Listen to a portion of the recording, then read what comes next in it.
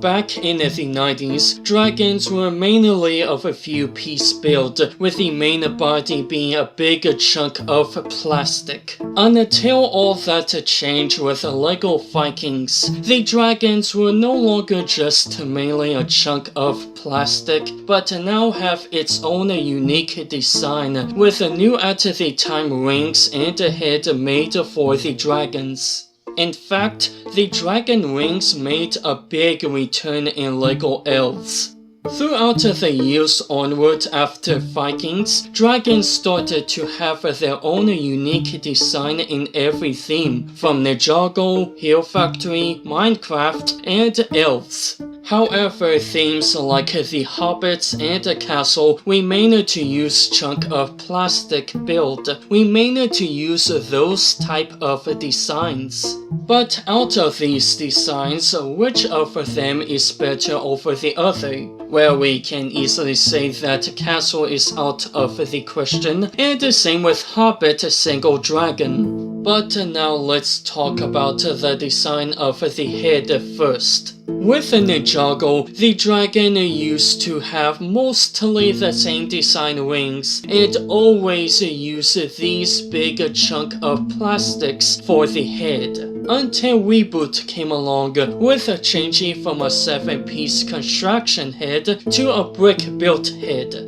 These old Ninjago dragon head, while it can have a thorax launcher in its mouth, the head were printed and were difficult with finding a different use for it outside of a dragon head, along with it having to be a certain size. Those pieces didn't have that special look that Vikings dragon heads have, that you can use in different ways, having different connections, and it doesn't have some sort of printing in the way.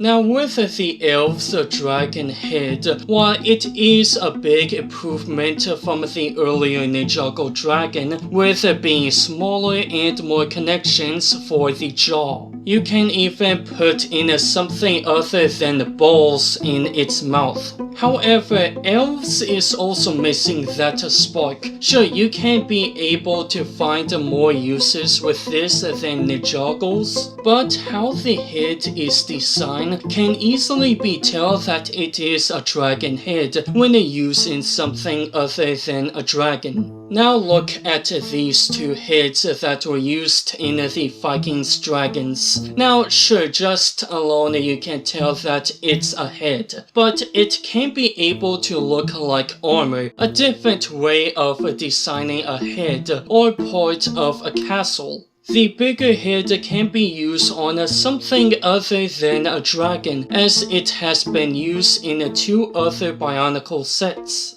Oh, and you can also make your own jaw, instead of being restricted to a certain jaw. So out of these, it's obvious that the brick/Technic built heads take the win, since the build would give the dragon a completely unique design. Just to look at the Viking armored dragon and the Ninjago dragon heads from 2014 onward. Now what is a dragon without wings? Besides a Chinese dragon. There have been 3 types of wings that have been used: the one-piece, brick build, and the cloth. I'm gonna say this right now, I have a bias against brick build wings. Just to look at those doesn't even look like they could fly. Not to mention that the design always looks ugly.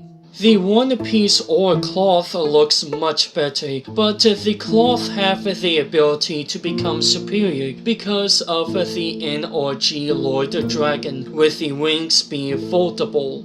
Not to mention that they would be fantastic for stop-motion films, especially with the weight of it being very little.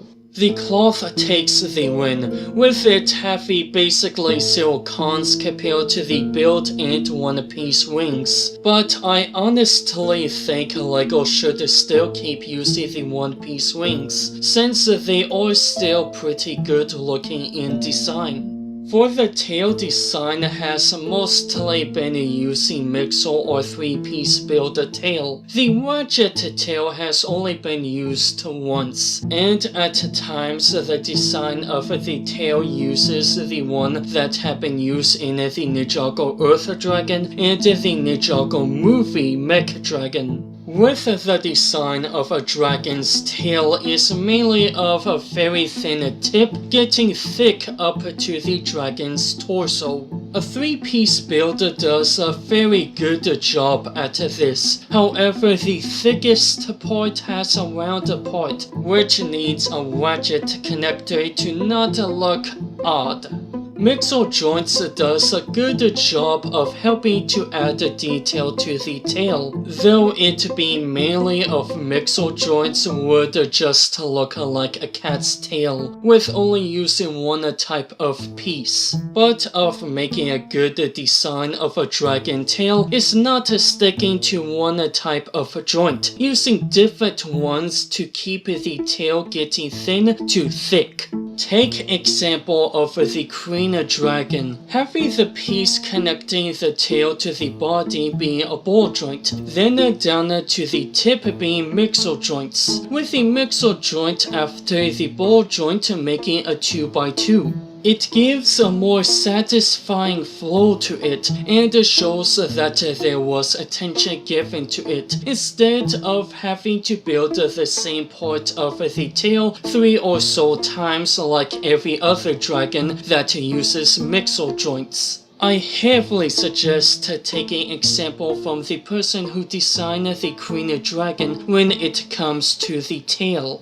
I would also talk about the design of the legs, but that's going to be for a different topic. But these are what I believe helps make a great dragon set.